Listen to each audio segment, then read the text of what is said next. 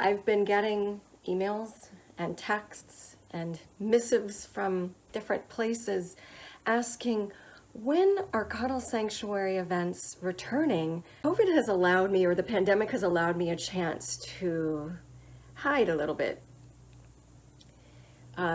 Because there's an assumption that if I'm not cuddling, I'm not a happy camper, or if I'm not leading events, then I'm going to launch back into events as soon as possible. Because I'm Cuddle Queen Jean, because I'm the founder of Cuddle Sanctuary. And so of course that's what is the expectation, or the expectation I have myself, or expectation I believe that people have for me.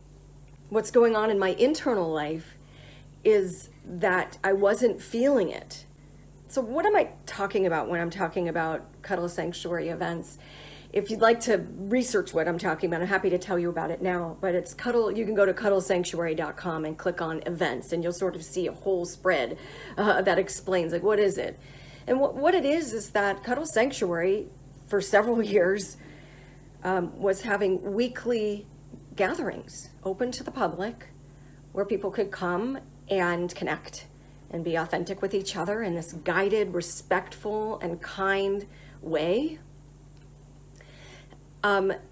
And possibly hold hands or share hugs or share cuddling, although there's absolutely no touch required. A person can have a beautiful time meeting beautiful, sweet people and be not into touch at all. It's really special to be able to begin with a group of strangers and then have them be able to build trust with each other within just a few hours to this point of such deep vulnerability. And I'm passionate about how to make that happen, like the secret sauce that sort of makes that happen. I don't want those who might be really looking forward to these events, perhaps in Southern California, to be waiting. You might have been waiting, and I want you to stop waiting. And I have suggestions and ideas for anybody who's been waiting to get back to touch or connection or cuddling. So I want to talk to you a little bit about analysis paralysis. I was finding myself wrestling with myself week in, week out, sometimes sleepless nights. I remember in a meeting that the event leaders we had together, one kind friend, it was Faye, said, well, what do you want, Jean? You're asking us what we need and what we want. What do you want? And all I had to say is, I don't want anybody to be angry with me or mad at me or disappointed with me. And that's that's a sweet thing to want, but it's an immature thing to want. I'm an adult.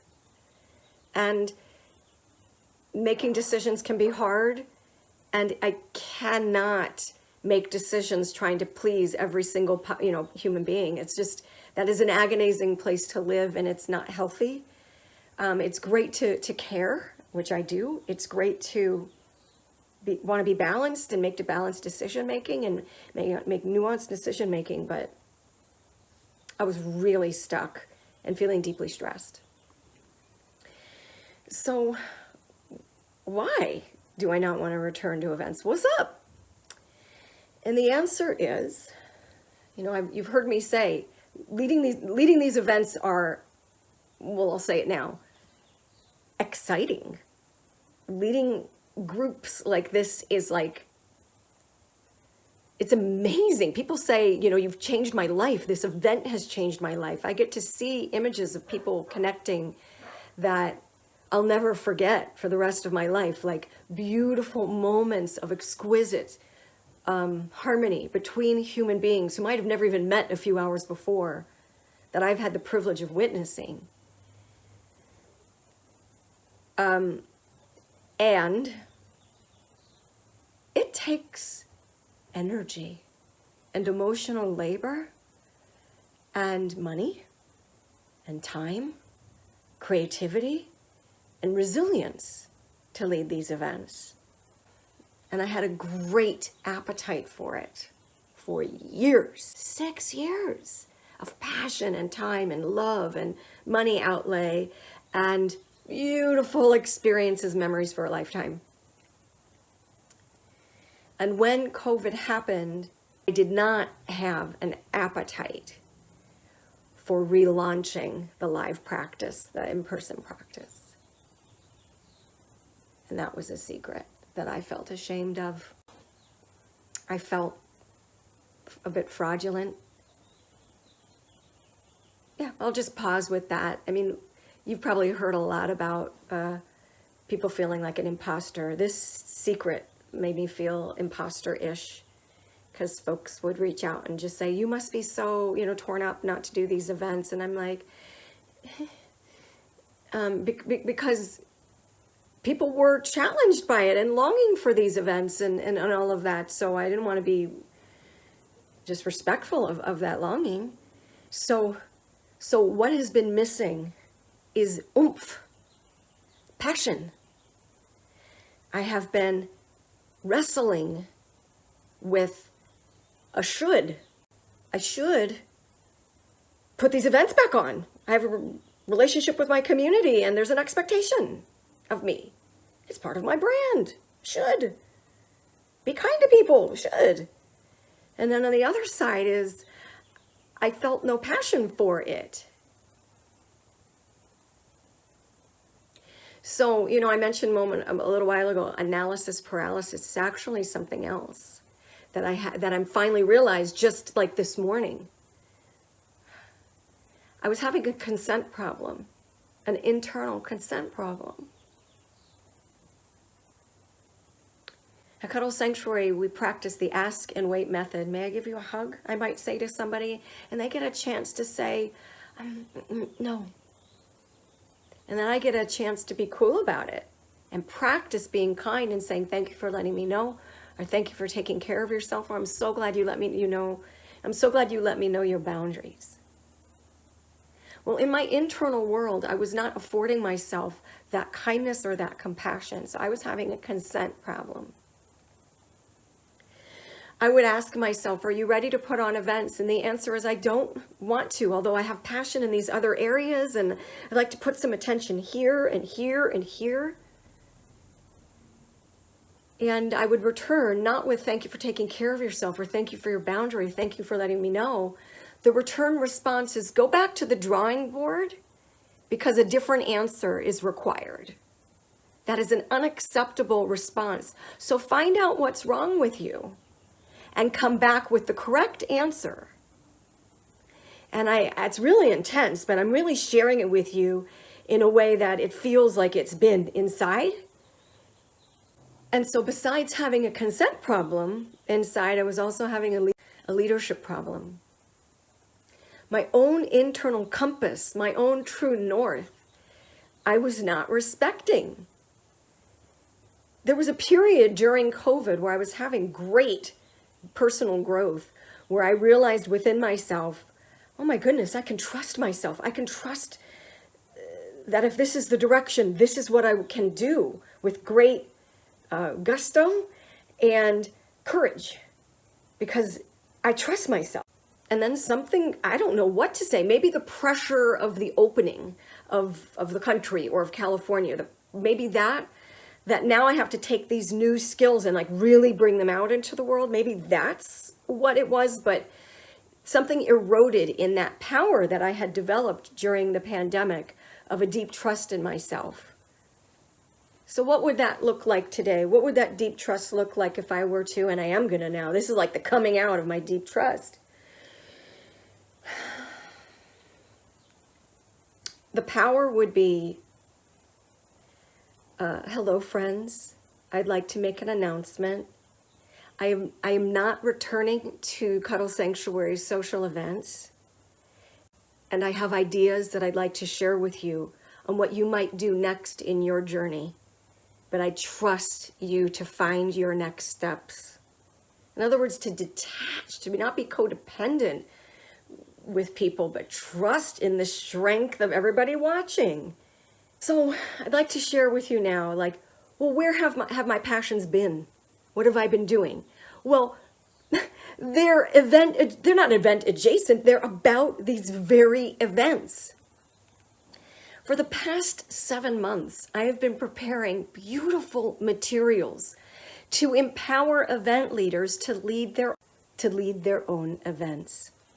And so just this week, yesterday, I launched a free webinar, a weekly webinar that's called How to Lead Amazing Cuddle Events. And it's free.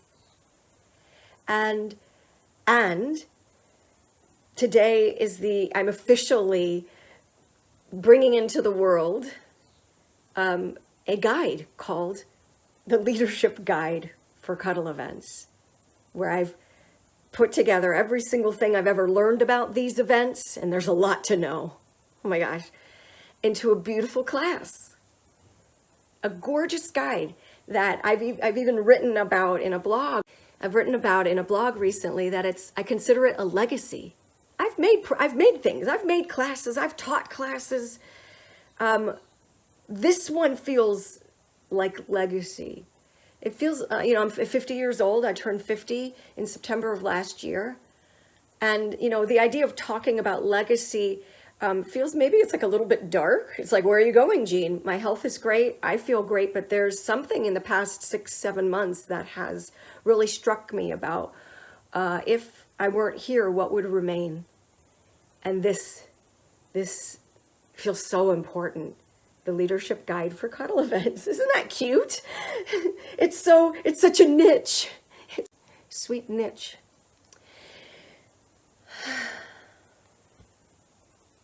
So what is my recommendation for you? For you who may have attended Cuddle Sanctuary socials and are longing for group events. For you who simply love to cuddle and haven't cuddled anybody, for over a year.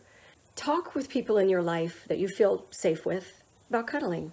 Like if you want more cuddling in your life, you can use this video.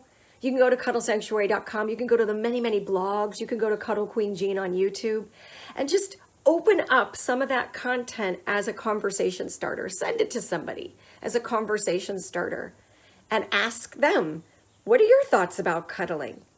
And what I mean about that, what am I talking about with cuddling? I mean platonic cuddling.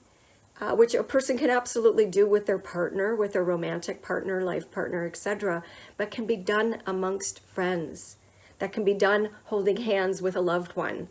It can be done instead of sitting across from somebody who you love and having tea or sharing a coffee, sitting next to each other and sort of holding hands while you sip your drink and talk and reconnect.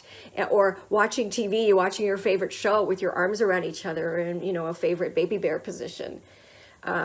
It's sharing a shoulder rub, or like I used to do when I was a kid, like an arm tickle, or an exchange, like I'll tickle your arm for 3 minutes if you'll tickle my arm for 3 minutes, or shoulder rub, or a caress.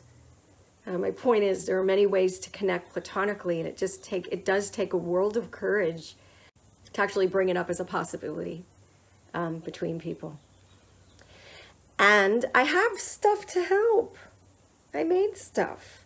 I created something called the Cuddle Game, which is specifically for two people who have never cuddled before, who could be partners or friends or even strangers. It's across the game. But anyway, I have that to help. And you can also work with a cuddle professional. You can learn more about that at cuddlesanctuary.com and click on services. Or go to my colleagues at Certified Cuddlers, cuddleuptome.com or cuddlist.com. Those are organizations I have deep, respect and admiration for. And let the buyer beware. Just as you might, if those of you who get massages, you might notice that one person is just the right match for you and somebody else, it just doesn't feel good. Pay attention to that. Do your homework. But also, I've received a massage where it actually harmed me, and so going to somebody who identifies as a cuddle professional who maybe doesn't have training, or you're not seeing reviews of that person's work that are positive. There are ways in which an interaction can actually be harmful if the person's not bringing some skill to their work, and so just pay attention, do your reading, do your research. I've been to cuddle professionals myself. I cry every time. And you might be like, well, why would I want to go if I was going to cry? That is the way in which that I need. I actually do lots of crying in my day-to-day world. It helps me process the challenging world we live in. It's very healthy for me. And so to be in a vulnerable space where I can and cry. And, I want to mention that I do that with my boyfriend on the regular. So, and that's a privilege, and I would still go to a professional cuddler. Now, if you are an event leader, if you're somebody who's like, that sounds amazing. I'm feeling a fire in my belly for putting my couple friends together and doing an event. Or even more boldly, like putting it out there on Eventbrite or a public, Facebook event, like putting it like out there. And if you're feeling it, like you want to gather people for kindness or any kind of soothing platonic touch, I have resources for you. And they are like brand spanking ready and goddamn gorgeous. I mean, I just want to sit with, like, today is a big day for me because it's the end of a 7-month period of building these things. I'm so proud of what I've made. And I hope you'll be proud of me too. Thank you for spending this time with me. And as I often do in Cuddle Queen Jean videos, I give lots of eye contact. That wherever you may be as you watch this in space and in time, wherever you are, I love this idea that technology connects us and that we're together in this moment.